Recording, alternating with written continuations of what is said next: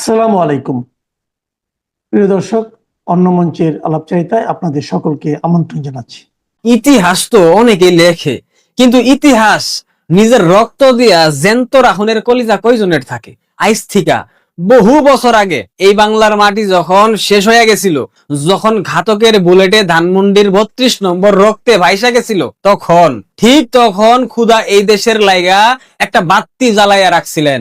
সেই বাত্তিটার নাম কি জানেন? সেই বাত্তিটার নাম হইল বঙ্গবন্ধুর কন্যা শেখ হাসিনা, যারে আপনারা কেউ বলেন নেত্রী, কেউ বলেন আপা, আর আমি কই বাংলার নীলকণ্ঠী। যিনি বিষ নিজে খাইয়া অন্যেরে অমৃত দেয়, তারই তো নীলকণ্ঠী কয়। তাই তো 15ই আগস্টের হেই কাল রাইতের পর থিকা যার জীবনটা খালি কান্দন আর লড়াইয়ের ইতিহাস, হেই মহিলারে নিয়া আইজগা কিছু কথা কইমু। কলিজাডারে শক্ত কইরা বহেন, পুরা ভিডিও শুনেন। 1981 সালের 17ই মে, আকাশে মেঘের গর্জন আর নিচে লাখ লাখ মাইনষের চোখের পানি। মানুষরূপী আজরাইলরা তখনও ঢাকার রাজপথে ঘুরতাছে, কিন্তু মরণের ভয়টাকে পকেটে ভৈরা তিনি আইসা নামলেন শাহজালাল আন্তর্জাতিক বিমানবন্দরে। এই যে পাওড়া রাখলেন এই সোনার বাংলায়। এরপর থেকে শুরু হয়েছে বাংলায় এক নতুন মহাকাব্য। 1996 থেকে 2001, 2008 সাল থেকে 2024 সাল বাংলাদেশকে কাব্যিক ভাবে তিনি গয়রা তুলছেন। 2008 থেকে 2024 সাল পারবেন না। শুনেন, যারা এক সময় কইতো বাংলাদেশ হইল তলাবিহীন ঝুরি, হেগো গালে এক্কেরে কইসা একটা থাপ্পড় মারছেন বঙ্গবন্ধুর কন্যা শেখ হাসিনা। হেরা কইছিল নিজের টাকায় পদ্মা সেতু হইব না, দুর্নীতি হইছে বইলা বিশ্ব ব্যাংক টাকা দেওয়া বন্ধ করছিল, সুদখোর ইউনূস চক্রান্ত করছিল। কিন্তু আমাগো আপা কি কইছিলেন? লাগবো না তোগো টাকা, নিজের টাকায় সেতু বানামু। আইজগা হেই প্রমত্তা পদ্মার উপরে দিয়া যখন গাড়ি সাই সাই সাই সাই কইরা চইলা যায়, তখন বুকটা গর্বে ভয়রা উঠে। কি ভয়রা উঠে না? জি, এইডারেই কয় ভিশনারি নেতৃত্ব, এইডারেই কয় বঙ্গবন্ধুর কন্যা শেখ হাসিনার ক্যারিসমাটিক নেতৃত্ব। দক্ষিণ এশিয়ায় এমন বাঘের বাচ্চা একটা নেতা দেখান তো আমারে, একটা আছে? নাই। যিনি পশ্চিমা শক্তির রক্তচক্ষুকে উপেক্ষা কইরা বাংলার মাটিতে পদ্মা সেতুর মতো প্রকল্প বাস্তবায়ন করে দেখাইছিলেন, রূপপুর পারমাণবিক বিদ্যুৎ কেন্দ্রের মতো প্রকল্প বাস্তবায়ন করে দেখাইছিলেন, তিনি বঙ্গবন্ধুর কন্যা শেখ হাসিনা। খালি কি সেতু? ঢাকার জেমের গেরাকলে পয়রা যখন ভাবছিলেন জীবনটা শেষ, হেগোলাইগা এই শেখ হাসিনা বানাই দিছেন মেট্রো রেল, মাটির নিচ দিয়ে বানাই দিছেন টানেল। বাংলাদেশের গার্মেন্টস খাত আইজগার দুনিয়ায় যত বড় বড় ম্যাম সাহেবরা আছেন, যারা শার্ট প্যান্ট কুট টাই পইরা ঘুইরা বেড়ান, এটা কার ওসিলায়? হেইডাই যে মেড ইন বাংলাদেশ লেখা থাকে, এটা কার ওসিলায়? এই গার্মেন্টস শিল্পটারে দুনিয়ার দরবারে 1 নাম্বার বানানোর কারিগর কে? আমাগো বঙ্গবন্ধুর কন্যা শেখ হাসিনা। আমাগো বঙ্গবন্ধুর কন্যা শেখ হাসিনা। এটারে আপনাকে মানতে হইব। লাখ লাখ মাইয়া আইজগা গার্মেন্টস ফ্যাক্টরিতে কাম কইরা নিজের পায়ে খাড়াইছে, এটা কার অবদান? এইডারে কি কয়? এইডারেই কয় প্রকৃত নারী উন্নয়ন, এইডারেই কয় প্রকৃত নারী স্বাধীনতা। এইডার অবদান বঙ্গবন্ধুর কন্যা শেখ হাসিনার। একটা দেশের আসল উন্নয়ন শুধুমাত্র বড় বড় দালান কুঠার মধ্যে না। একটা গরিবের বাচ্চা যখন বছরের পয়লা দিনে নতুন বইয়ের গন্ধ শুইকে হাসি মারে, হি কইরা 32 দাঁত বাইর কইরা, এইডাই হইল আসল উন্নয়ন। এইডারেই কয় আসল উন্নয়ন। বছরের প্রথম দিনে কোটি কোটি বই মাগনা বিলি করা একটা দেশ দুনিয়াতে দেখান তো, একটা নেতা দুনিয়াতে দেখান তো যে বছরের পয়লা দিন কোটি কোটি বই গরিব দুঃখী মেহনতি মানুষের বাচ্চাগো বিনামূল্যে বিতরণ করছে। পারবেন? পারবেন না। এইটা কইরা দেখাইছে বঙ্গবন্ধুর কন্যা শেখ হাসিনা। ডিজিটাল বাংলাদেশের কল্যাণে আইজগা গ্রামের পোলা মাইয়ারাও ল্যাপটপ লয়া ডলার কামায়। আইজগা দেশের ঘরে ঘরে গর্ভবতী মায়েরা ভাতা পায়, বুইরা দাদারা বয়স্ক ভাতা পায়। মানুষের পেটে ভাত আর পরনে কাপড় দেওনের যে গ্যারান্টি, হেইডা শেখ হাসিনাই কইরা দেখাইছেন। নিজেরে বিলাইয়া দিছেন দেশের মানুষের লাইগা, তিল তিল কইরা করছেন এই সোনার বাংলারে। কিন্তু বাঙালি তাগত ভালো কিছু সয় না, তাগত ভালো লাগে না। হেরা হইল অন্ধকারের ইঁদুর। এই দেশের ভালো যারা চায় নাই, হে 71-এর পরাজিত শকুন, 71-এর পরাজিত শক্তি, আর নতুন কইরা জন্ম নিছিল কিছু দেশদ্রোহী জঙ্গি, 24-এর জঙ্গি। এরা সবাই মিল্লা মিশা এক হইয়া আবার ষড়যন্ত্রের জাল বুনলো, ঘটাইলো 24 সালের 5 আগস্ট। হেরানে কি বিপ্লব করছে? কিসের বিপ্লব? জাতির পিতার মূর্তি ভাঙা, ধানমন্ডির 32 নম্বর পুরাইয়া ছাই করা, দেশের হাজার হাজার কোটি টাকার সম্পদ এক রাইতে ধ্বংস করা, এটারে বিপ্লব কয়? পাগলেও জানে এটা ছিল একেবারে পরিকল্পিত জঙ্গি হামলা। আমাগো আপারে মারণের লাইগা হেরা ঢাকার রাজপথ দখল করছিল, কিন্তু আমাগো নেতৃত্ব মমতাময়ী তিনি কোনো প্রকার রক্তপাত চান নাই। তিনি চান নাই বাংলাদেশের মানুষ মইরা যাক। নিজের দেশের মানুষের জান বাঁচানোর লাইগা হুট কইরা তিনি একটা কঠিন সিদ্ধান্ত নিলেন। দেশের শান্তির লাইগা নিজের কলজাটারে পাথর বানাইয়া তিনি পাড়ি জমাইলেন ভারতে। তিনি চইলা গেলেন দিল্লিতে। তিনি চইলা গেলেন ঠিকই, কিন্তু এই দেশের কোটি কোটি মাইনসেরে রাইখা গেলেন একা, যেইটা বাংলাদেশের মানুষ এখন হারে হারে টের পাইতাছে। আজকাল যারা বড় বড় কথা কয় হেরা বুঝতাছে দেশ চালাইতে কত ধানে কত চাল। শেখ হাসিনা নাই, দেশে শান্তি নাই। শেখ হাসিনা নাই, দেশের ইকোনমি ড্যামেজ। আচ্ছা, বাঘ খাঁচায় ঢুকা গেলে কি শিয়াল বনের রাজা হইয়া যায়? না ভাই, বাঘ বাঘ হই থাকে। শুনেন বাংলার মানুষ যারা ভাবতেছেন শেখ হাসিনা শেষ হয়ে গেছে গা, শেখ হাসিনা ফিরে আইব না, শেখ হাসিনা মাইনাস, হেগো বুড়িগঙ্গার পানিতে সুবানি দেওয়ান দরকার। শেখ হাসিনা হইতাছেন ফিনিক্স পাখি।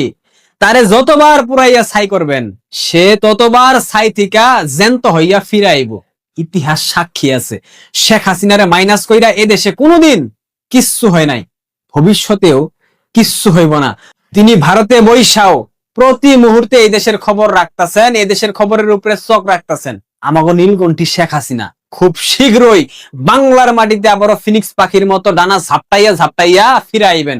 তিনি আসতেছেন, দিল ঠিকা কইলাম। সেই দিন বেশি দূরে না, তিনি আবার জয় বাংলা জয় বঙ্গবন্ধু স্লোগানে ঢাকার রাজপথ কাঁপাবেন। তিনি যেই দিন বাংলার মাটিতে আইসা পা রাখবেন, কোটি জনতা স্লোগান দিবে জয় বাংলা জয় বঙ্গবন্ধু, শেখ হাসিনা আইছে, রাজপথ কাঁপছে। শেখ হাসিনার ভয় নাই, রাজপথ সারি নাই। রেডি থাকেন ভাইয়েরা, নেত্রী আসতেছে। টেক ব্যাক বাংলাদেশ আর হইব না, বাংলাদেশ আবারও ফিরা যাইব আমার সোনার বাংলায়। বাংলার মানুষ বাংলাদেশ জিন্দাবাদ স্লোগান দিব না, বাংলার মানুষ স্লোগান দিব জয় বাংলা জয় বঙ্গবন্ধু জয়তু শেখ হাসিনা। প্রিয় সুধী, যে যেখানে আছেন আশা করি ভালো আছেন। গতকালকে আমি একটি ভিডিও করেছিলাম যেটিতে আমি শিরোনাম দিয়েছিলাম বিএনপি এবং তারেক রহমানের মুখ পাকিস্তানের দিকে কেন। এর একটি কিন্তু হিস্ট্রিক্যাল ব্যাকগ্রাউন্ড আছে, যে ব্যাকগ্রাউন্ডটাই গতকালকে আমি বলিনি। আমি বলেছিলাম আরেকটি ভিডিও করব। আপনারা যদি বিএনপির জন্মের ইতিহাসের দিকে তাকান তাহলে কিন্তু এই পাকিস্তান মুখিতার একটি প্রমাণ পাবেন। 1975 সালে বঙ্গবন্ধুকে যারা হত্যা করে তারা কিন্তু 1971 সালে মহান মুক্তিযুদ্ধে বিরোধিতাকারীদের পয়সা নিয়ে কিন্তু বঙ্গবন্ধুকে হত্যা করেছিল, এবং তাদেরকে শুধু পয়সাই দেয়নি, তাদের দুইটি কন্ডিশন ছিল। একটি হলো তারা যদি অপারেশন করে সাকসেসফুল হয় তাদেরকে রিহেবিট করবে, এবং যদি রিহেবিট করা না যায় তাহলে আমেরিকা তাদেরকে অ্যাসাইলাম দেবে, অর্থাৎ তাদেরকে থাকার ব্যবস্থা দিবে, অথবা পৃথিবীর তারা পছন্দ মতো যে দেশে থাকতে চায় সেই দেশে তাদেরকে থাকার ব্যবস্থা করে দেবে। এই শর্তে পাকিস্তানের সাথে লিয়াজু করে পাকিস্তানের বিরুদ্ধে যুদ্ধ করেছে এইরকম কোনো কিছু সৈনিক যারা কিন্তু যুদ্ধটা বাংলাদেশের জন্য করেনি, করেছিল পাকিস্তান তাদের সাথে কিছু অন্যায় করেছে, তারা নানা সময় নিগৃহীত হয়েছে পাকিস্তানের সেই জন্য। কিন্তু পরবর্তীতে তাদের কাছে মনে হয়েছে বাংলাদেশ সৃষ্টি হওয়ার পরে বহুমাত্রিক সুযোগ সুবিধা নানানভাবে রাজনীতিবিদেরাও পাচ্ছে, অন্য অন্য মানুষও পাচ্ছে। তখন তাদের মধ্যে একটা হিংসা কাজ করে, জেলাসি কাজ করে, যে আমরা সৈনিক, আমাদের তো অমুক হওয়ার কথা ছিল, তমুক হওয়ার কথা ছিল।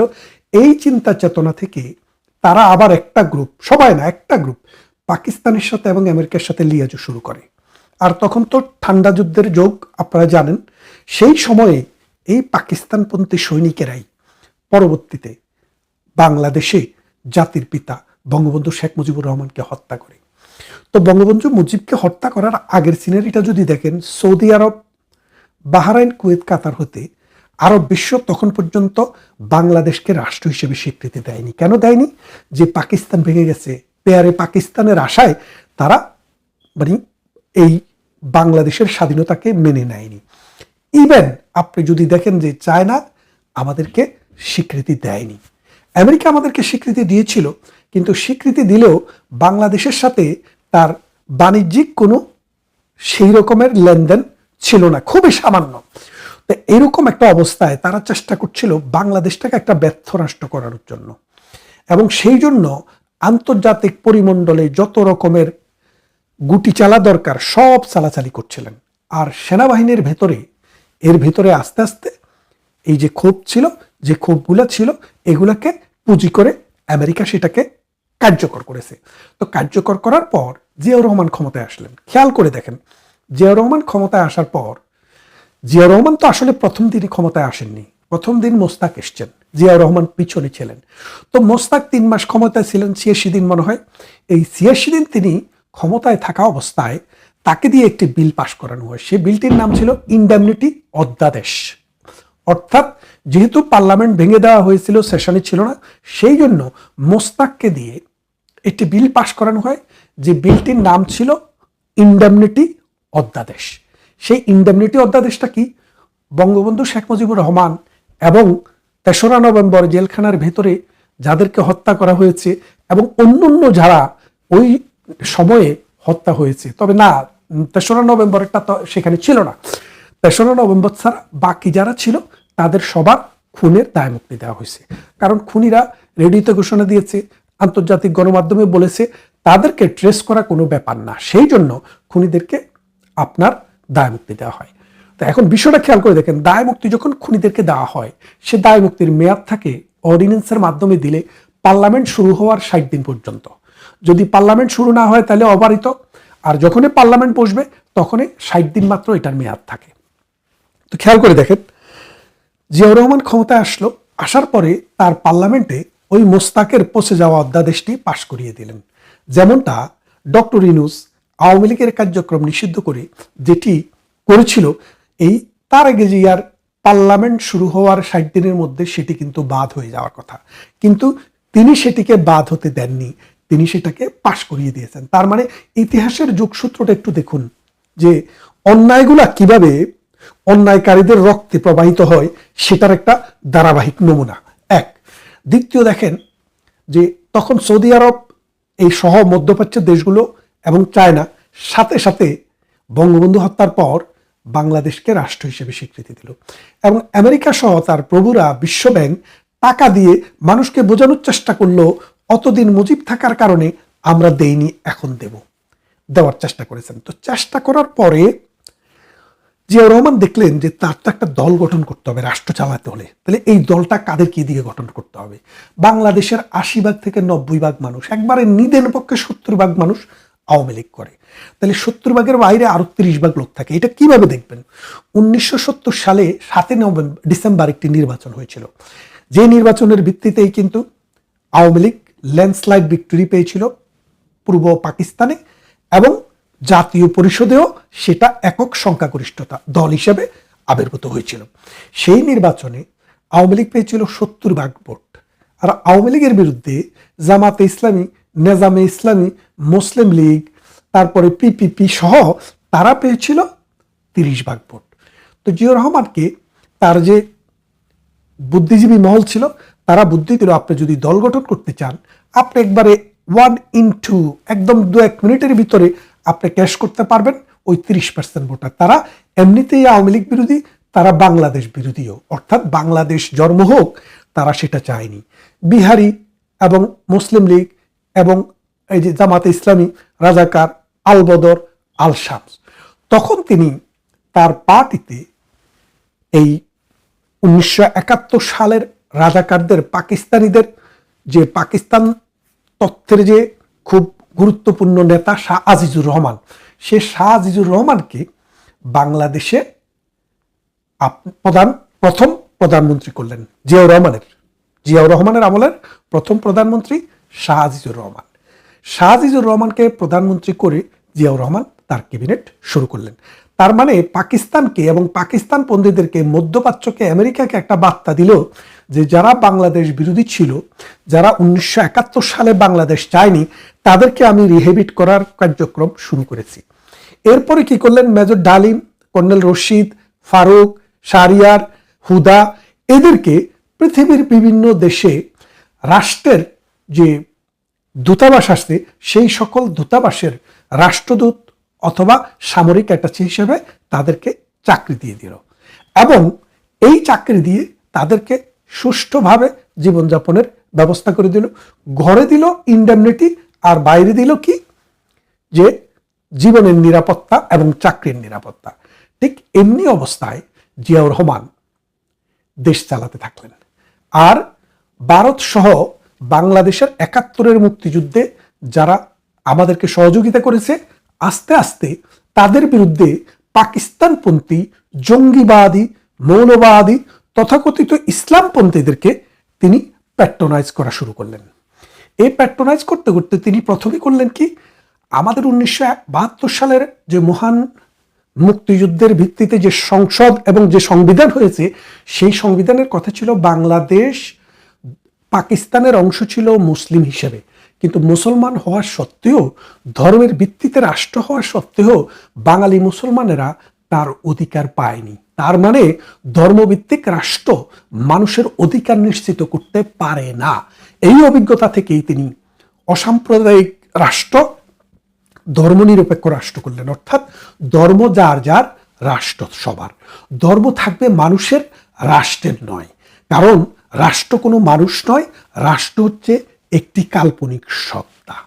এই সত্তার কোনো ধর্মভিত্তিক রাজনীতি থাকবে না। বাংলাদেশ যদি তুমি বিশ্বাস করো, তাহলে তুমি বাংলাদেশ ভিত্তিক রাজনীতি করো, ধর্মভিত্তিক নয়। এর ফলে মুসলিম লীগ, নেজামে ইসলামী সহ যেই সব ধর্মভিত্তিক দল ছিল, সেই সব দল অটোমেটিক ব্যান্ড হয়ে যায়। ব্যান্ড হয়ে যাওয়ার পর বাংলাদেশে কিন্তু ধর্মের ধ্বজাধারীদের ধর্মকে ব্যবহার করে, কমন হেরিটেজ অফ ম্যানকাইন্ড হলো মানুষের ধর্ম, সেই কমন হেরিটেজকে ব্যবহার করে আর ধর্ম করা, রাজনীতি করা যাচ্ছিল না।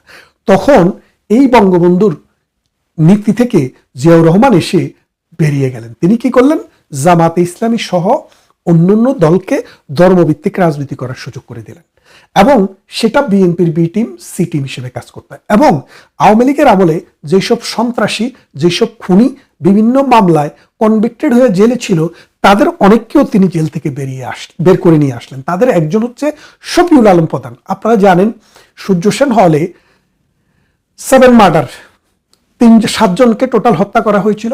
সেই হত্যাকাণ্ডের সাথে জড়িত ছিল শফিউল আলম প্রধান, এবং তিনি তখন ছাত্রলীগের সেক্রেটারি, আর মনিরুল হক চৌধুরী কুমিল্লার তিনি ছিলেন সভাপতি। সেই বিচারে ওই শফিউল আলম প্রধানের যাবজ্জীবন কারাদণ্ড হয়। কারাদণ্ড হওয়া অবস্থায় তিনি জেলখানায় ছিলেন। সেখান থেকে শফিউল আলম প্রধানকে রাষ্ট্রীয় ক্ষমা করে দিয়ে তাকে দিয়ে জাকপা নামক একটি দল করে। খেয়াল করে দেখেন, সেই দলটি সারা জীবন বিএনপির বি টিম হিসেবে সার্ভ করেছে। সেই দলের ধারাবাহিকতাই যখন 1981 সালে জিয়াউর রহমান মারা যায়, তখন আবার ক্ষমতার পালাবদল হয়ে এরশাদের কাছে ক্ষমতা চলে যায়। এই 81 থেকে 91 পর্যন্ত, 90 সাল পর্যন্ত 9 বছর সংগ্রাম আন্দোলনের পর 91 সালে বিএনপি আবার ক্ষমতায় আসে। খেয়াল করে দেখেন, বিএনপি 91 সালে সরকার গঠন করেছিল জামাত ইসলামীকে নিয়ে। তার মানে তাদের জন্মের ইতিহাস কিন্তু তারা ভোলেনি। তারা এদিক থেকে ভালোই বলতে পারেন যে জন্ম হয়েছে এই জামাতি আদর্শের, পাকিস্তানি আদর্শের মানুষকে লালন করে, বঙ্গবন্ধু আদর্শের মানুষকে লালন করে। সেই জন্য তিনি এই জামাতকে নিয়েই প্রথম সংসদে, অর্থাৎ 91 পরবর্তী প্রথম সংসদে তিনি জামাতের 2 জন মহিলা সংসদ সদস্য দিলেন। এরপরে 96 সালের নির্বাচনটি জামাত আর বিএনপি একসাথে করেনি, সেবারে বিএনপি ক্ষমতায় আসেনি। আবার 2001 সালে যে নির্বাচন, ল্যান্ডস্লাইড বিএনপি জিতেছিল, সেবারও 4 দলীয় জোট নামে বিএনপি জামাতের সাথেই জোট করেছে, এবং জামাতের সাথে জোট করে জামাতকে 2 জন মন্ত্রীও দিয়েছিলেন, একজন আলী হাসান মুজাহিদ আর একজন নিজামী, যে 2 জনে যুদ্ধাপরাধীদের দায়ে মৃত্যুদণ্ড নিয়ে এখন পরপারে আছেন। এখন ব্যাপারটা খেয়াল করে দেখেন যে ঐতিহাসিক যে ধারাবাহিকতা, বিএনপি তো আসলে ধর্মাশ্রয়ী, মৌলবাদী, বাংলাদেশ বিরোধী, স্বাধীনতা বিরোধী এবং ভারত বিরোধী যে গোষ্ঠী, সেই গোষ্ঠীরে কিন্তু একটি পাদপীঠ, খেলার মাঠ। খেয়াল করে দেখেন 91 সালে বিএনপি ক্ষমতা আসার পর ভারত বিরোধী যে শক্তিগুলো বাংলাদেশে আছে, এই বাংলাদেশের টেরিটরিকে ব্যবহার করে এই ভারত বিরোধী শক্তিকে তারা আস্তে আস্তে আস্তে আস্তে লালন করেছে। বিভিন্ন জঙ্গিদেরকে তারা লালন করেছে। এই লালন পালন করতে করতে একটা সময়ে ভারত বিরোধী একটা ন্যারেটিভ জিয়াউর রহমানের আমল থেকে, এরশাদের আমল থেকে খালেদা জিয়ার আমল পর্যন্ত, খেয়াল করে দেখেন 81 সাল থেকে 96 সাল, এই লম্বা সময়, 81 সাল বলবো না, 75 সাল, 21 বছর বাংলাদেশে ভারত বিরোধিতার চাষ হয়েছে। কেন চাষ হয়েছে? যেহেতু বিএনপি পাকিস্তানমুখী একটি দল, বিএনপি মুক্তিযুদ্ধ বিরোধী একটি দল। কেন বলছি মুক্তিযুদ্ধ বিরোধী একটি দল? মুক্তিযোদ্ধাদের একটা বিশেষ গোষ্ঠী বিএনপির নেতৃত্বে সবসময় ছিল, এখনো আছে, কিন্তু তারা জানে যে মুক্তিযুদ্ধের মূল শক্তি আওয়ামী লীগ যেহেতু আমাদের সাথে নেই, তাহলে আমাদের তো একটা শক্তি লাগবে, সেই জন্য তারা এই জামাত শক্তিটাকে ব্যবহার করছে। আমি অস্বীকার করছি না, বিএনপির এই মুক্তিযোদ্ধারা বাংলাদেশের মুক্তিযুদ্ধে বিশেষ ভূমিকা রেখেছে এবং এখনো তারা মুক্তিযোদ্ধা, তখনও মুক্তিযোদ্ধা ছিলেন, কিন্তু তারা তাদের পায়ের মাটি হিসাবে, পায়ের নিচের মাটি হিসাবে এই মৌলবাদী ধর্মান্ধ পাকিস্তানপন্থীদেরকে সবসময় ব্যবহার করেছেন তাদের ক্ষমতার জন্য। এই যে মেকিয়াবেলিজম, এটা বিএনপি ভালোভাবে আত্মস্থ করেছে, যার ফলে বিএনপি সবসময় ভারত বিরোধিতা করে তার ওই শক্তিটাকে চাঙ্গা রাখার চেষ্টা করেছে, আর ভারতে যাইয়া নমনম করেছে। খেয়াল করে দেখেন, 2001 সালে ক্ষমতায় আসার পর বিএনপি 4 দলীয় জোট নিয়ে পাকিস্তানের জাহাজে করে বাংলাদেশে 10 টাকা অস্ত্র এসেছিল। অনুপ চেটিয়া, পরেশ বড়ুয়া বাংলাদেশে ধরা পড়েছিল। তারা কাজ কি? তাদের পাকিস্তান এবং চায়না থেকে যে অস্ত্র আসে, বাংলাদেশ এটার হাব হিসেবে ব্যবহার করতো। তারা কারা? বিএনপি সরকার। এবং তাদেরকে দিয়ে ভারতের যে বিভিন্ন অঙ্গরাজ্য, যেই সব জায়গায় বিচ্ছিন্নতাবাদী আন্দোলন আছে, বাংলাদেশের ভূখণ্ড ব্যবহার করে এই অস্ত্রগুলো সেখানে পাঠিয়ে দিত এবং সেখানে ভারতের এই ইন্টারনাল যে স্টাবিলিটি, সেটাকে মানে নস্যাৎ করার তারা চেষ্টা করত। এই করতে করতে 10 টাকা অস্ত্র ধরা পড়লো। অনুপ চেটিয়া, পরেশ বড়ুয়া বাংলাদেশ আওয়ামী লীগ ক্ষমতায় আসার পরে তাদেরকে ধরে পাকিস্তানে ডিপোর্ট করা হলো বা ভারতে ডিপোর্ট করা হলো। এখন খেয়াল করে দেখেন, ভারতের সাথে আমাদের যে সম্পর্ক, এই সম্পর্কের ভিত্তিটা ছিল বন্ধুত্বের। কেননা 1971 সালের মহান মুক্তিযুদ্ধে ভারত শুধু আমাদেরকে সাপোর্ট দিয়েছে তা না, ভারত অস্ত্র দিয়েছে, অন্ন দিয়েছে, বস্ত্র দিয়েছে এবং বাসস্থানের ব্যবস্থা দিয়েছে 1 কোটি মানুষের। তারপরে তার সেনাবাহিনী পৃথিবীর বিভিন্ন রাষ্ট্র থেকে তারা সমর্থন আদায় করে রাশিয়ার সাথে একটি মৈত্রী চুক্তি করে তারা বাংলাদেশে এসে কাঁধে কাঁধ মিলিয়ে যুদ্ধ করে বাংলাদেশ স্বাধীন করাতে অগ্রণী ভূমিকা পালন করেছে। সেই বাংলাদেশের পরম বন্ধু ভারতকে আপনি পাকিস্তানের সাথে কম্পেয়ার করে শত্রু বানিয়েছেন। আর এখনো ভারত বিরোধী ধর্মান্ধ মৌলবাদী যে গোষ্ঠী, যে জনগোষ্ঠী, ইয়াং আর ওল্ড যেটাই বলেন, এই জনগোষ্ঠী এই এনসিপির মতো উগ্র জঙ্গিবাদী এই গোষ্ঠীকে শুধুমাত্র খুশি করার জন্য পাকিস্তানের দিকে বিএনপি তাদের ওই ঐতিহাসিক ধারাবাহিকতা এখনো বাজিয়ে রেখেছে। এখন এইভাবে যদি চলতে থাকে, আগামী দিনের পাকিস্তান না কিছু দিতে পারবে বাংলাদেশকে, না পাকিস্তানকে। অন্যদিকে ভারত বিশ্ব পরিমণ্ডলে আজকে যে জায়গায় আছে, আগামী 20 বছর যদি সামনের দিকে তাকিয়ে দেখেন, এই দক্ষিণ পূর্ব এশিয়াতে চায়না এবং ভারত ছাড়া অন্য কোনো রাষ্ট্র পৃথিবীতে গণার মতোই থাকবে না, কারণ পৃথিবী বড় বড় বলয় চলে যাচ্ছে। আর আমেরিকাও এখন যত চেষ্টাই করুক চায়না এবং ভারতকে সাপ্রেস করার জন্য বাংলাদেশের ভূমি ব্যবহার করবে এবং সেই জন্য এই মৌলবাদী গোষ্ঠীকে দিয়ে একটি চুক্তি করিয়ে নিবে, কিন্তু আদতে এটা কোনো কাজ হবে না। কারণ চারদিক থেকে যখন ভারতের ভূখণ্ড ব্যবহার করার সুযোগ থাকবে না, আকাশপথে থাকবে না শ্রীলঙ্কা একসময় বন্ধ করে দিবে, তখন আমেরিকার মতো শক্তি বাংলাদেশে ঢোকার ব্যবস্থাও থাকবে না, যত চুক্তি আপনি করেন। তাই বলছি যে বাংলাদেশের আমার যে কথার যে মূল প্রতিপাদ্য যে বিষয়টা ছিল যে ভারতের বিরোধী এবং পাকিস্তানমুখী কেন বিএনপি, এই যে ওই জর্মের লেগাসি, অর্থাৎ এন্টি আওয়ামী লীগ, এন্টি ভারত সেন্টিমেন্টের মানুষ দিয়েই তাদের জন্ম। তারা নিজেরা ধর্মকর্ম করবে না, কিন্তু ধর্মকর্ম করা মানে নিজে আফিম খাবে না, অন্যকে আফিম খাওয়াবে, নিজে মদ খাবে না, অন্যকে খাওয়াইয়া মাতাল করে শাসন করবে। ঠিক বিএনপি সেই কাজটাই করে যাচ্ছে, ভবিষ্যতেও করে যাবে। ব্যক্তিগত জীবনে ধর্মের লেশ মাত্র নেই, কিন্তু তারা এই ধর্মান্ধ মৌলবাদী শক্তিকে ব্যবহার করে রাষ্ট্র ক্ষমতা কুক্ষিগত করবে, আর প্রতিবেশী আমাদের যে বন্ধু রাষ্ট্র তার সাথে একটা শত্রুতা জিয়ায় রাখবে, ভেতরে বাইরে বাইরে, কিন্তু ভেতরে কিন্তু তাদেরকে নমস্কার করবে। তো এই অবস্থায় একটা দেশের সাস্টেইনেবল ডেভেলপমেন্ট সম্ভব না। কারণ বাংলাদেশে যখন আওয়ামী লীগ ক্ষমতায় থাকে, ভারতের সাথে বড় বড় যেসব সমস্যা আছে সেগুলোর সমাধান হয়, অর্থনৈতিক সমৃদ্ধিতে ভারতকে কাজে লাগায়, মানে অসাম্প্রদায়িক চেতনা যেন বিকশিত হয় সেই ক্ষেত্রে ভূমিকা রাখে।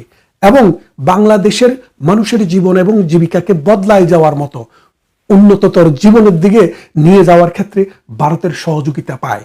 কিন্তু এই মৌলবাদীরা যখনই আসে শুধু নিজের পকেটে টাকা ঢুকায়, তার সন্ত্রাসী, তার চাঁদাবাজি, তার ধর্মন্ধ মৌলবাদীরা এই রাষ্ট্রটাকে জিম্মি করে রাখে। আজকে আপনি চারদিকে একটু শব্দ শোনেন, বাংলাদেশ জিম্মি হয়ে আছে। বাংলাদেশের মানুষের জীবন এবং জীবিকা এখন হুমকির সম্মুখীন। আগামী 5 বছর যদি এইভাবে চলে, এই বাংলাদেশ তলানিতে গিয়ে ঠেকবে। কথা হবে অন্য কোনো ভিডিওতে। ভালো থাকবেন, সুস্থ থাকবেন।